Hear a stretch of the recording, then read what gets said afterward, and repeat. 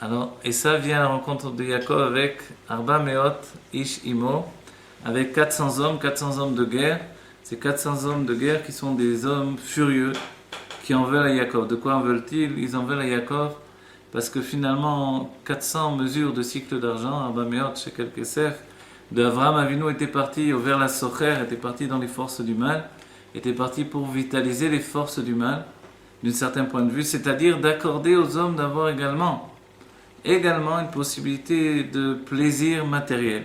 Alors qu'auparavant, pour accéder au plaisir divin, il fallait se retirer totalement du plaisir matériel. Maintenant, qu'est-ce qu'a fait Yaakov? Il a fait un birour, il a fait un travail de séparation du bien et du mal, et finalement, il a purifié le bien à un tel degré qu'il y a eu également une séparation absolue avec ce qui était le plaisir du monde. Donc Yaakov, ce n'est plus un homme qui se permet de se donner du plaisir dans le monde, mais est un tzaddik gamour, où pour lui le monde est devenu un état de dégoût absolu. L'Admorazaken nous le donnera en explication, et un très beau maman du Rabbi nous l'expliquera également. C'est-à-dire que le tzaddik supérieur, le tzaddik gamour, le tzaddik parfait, c'est celui qui a un vrai dégoût du monde de la matière. Et c'est dans cet état-là que Yaakov retourne vers Eretz Israël, et à ce moment-là, les 400 hommes viennent à sa rencontre pour le tuer. Et voilà que les anges de Eretz Israël, les anges, vont maintenant découvrir tous ces soldats et qui vont frapper ces soldats.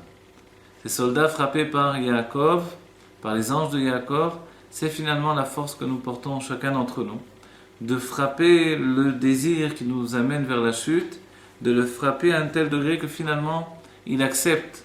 Il n'appartient plus à Esav.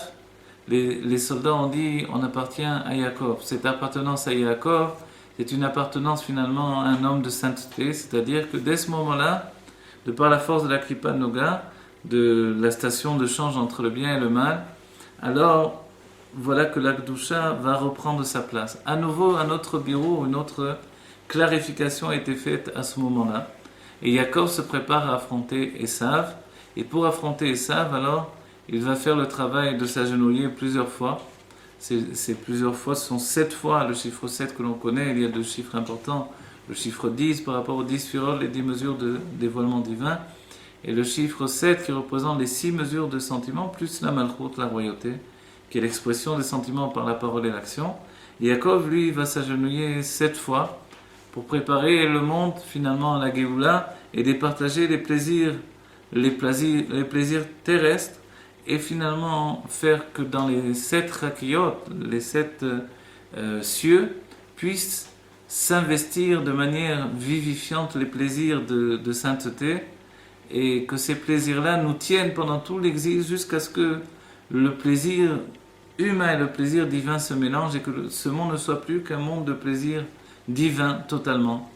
Le plaisir de la matière dans la Géoula sera un plaisir divin, et dans ce moment-là, alors, Yaakov aura donné d'accéder au 7e millénaire, justement par rapport au 6 et 7, 7e génuflexion, le fait de s'être prosterné même. Dans ce travail-là, il a préparé le monde à la Géoula et accordé tous les plaisirs pour que ce soit des plaisirs de Géoula à venir. En attendant, Esav rencontre Yaakov, et à ce moment-là, alors, les deux entités se confrontent, et finalement, on ne peut pas dire tellement qui est le plus fort physiquement, qui est le plus fort dans la source de l'âme.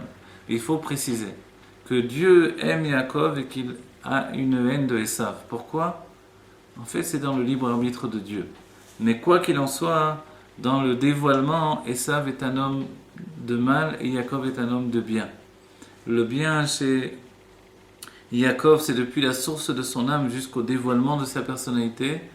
Le bien chez Esav, c'est uniquement dans la source de son âme, mais dans l'expression de sa personnalité, alors c'est une chute totale. Je répète, le bien de Yaakov est aussi bien dans la source de l'âme que dans l'expression, tandis que chez Esav, c'est uniquement dans la source de l'âme. Il est dit que l'âme de Esav est plus élevée que l'âme de Yaakov, parce que la source de l'âme de Esav est plus élevée que la source de l'âme de Yaakov. Mais l'Admorazaken nous dit une chose incroyable, il nous dit que la source de la source de l'âme de Yaakov est plus élevée que la source de l'âme de Esav. Et c'est ainsi que, même si Esav a une grandeur par rapport à Yaakov, ce qui fait peur à Yaakov finalement, c'est cette faculté de rester attaché au monde de la matière et d'être capable de servir Yitzhak, d'être le shamash de Yitzhak et de faire le shimouch d'un père tzaddik. Alors c'est ce que Yaakov enviait chez Esav et c'est cette crainte qu'il avait, de peur que ce mérite ne l'emporte sur ses propres mérites. Nous savons que Yaakov est celui qui dit « Katanti mikol hachasadim ». Dès qu'il y avait trop de dévoilement et de plaisir divin et de bienfaits divins, alors Yaakov commençait à avoir peur pour lui-même. Et en fait, c'est tout dans une optique de se préserver le monde futur et en attendant dans ce monde-ci, de se garder un monde qui est un monde où le juif va travailler mais ne va pas se gorger de plaisir. Le plaisir qu'il veut, c'est un plaisir de bien absolu, le plaisir de la Géoula. Lorsque Yaakov et Esav se rencontrent, ce sont deux mondes. Et avant la rencontre entre Yaakov et Esav, il faut la rencontre avec l'inconscient de Esav. Et cet inconscient, c'est l'ange de Esav. La rencontre avec l'ange de Esav, c'est ce qui va faire de Yaakov un nouvel homme. L'homme Yaakov qui rencontre Esav, c'est un Yaakov qui est capable de prendre sur lui également le travail de Esav. Qu'est-ce que c'est ? C'est de gérer maintenant les lumières de Tohu, c'est-à-dire la lumière qui vient d'un plaisir sans frein, et de l'intégrer dans une vie de Gdusha, de Tahara, de sainteté absolue. C'est ce que va faire Yaakov, il va lutter avec l'ange de Esav. Ce qui est extraordinaire, c'est que l'ange de Esav va s'habiller dans la matière du monde, et finalement, la poussière va monter jusqu'au Kisei Hakavod, jusqu'au trône de gloire de Dieu. Et de ce fait-là, on comprend bien qu'il y a des birurim, il y a un travail qui est fait sur la matière qui va monter jusqu'au niveau les plus hauts, et le monde se transforme. Le travail commencé par Avraham Avinu depuis l'ère Lecha atteint maintenant son paroxysme avec Yaakov Avinu et le monde est déjà prêt pour la Géoula.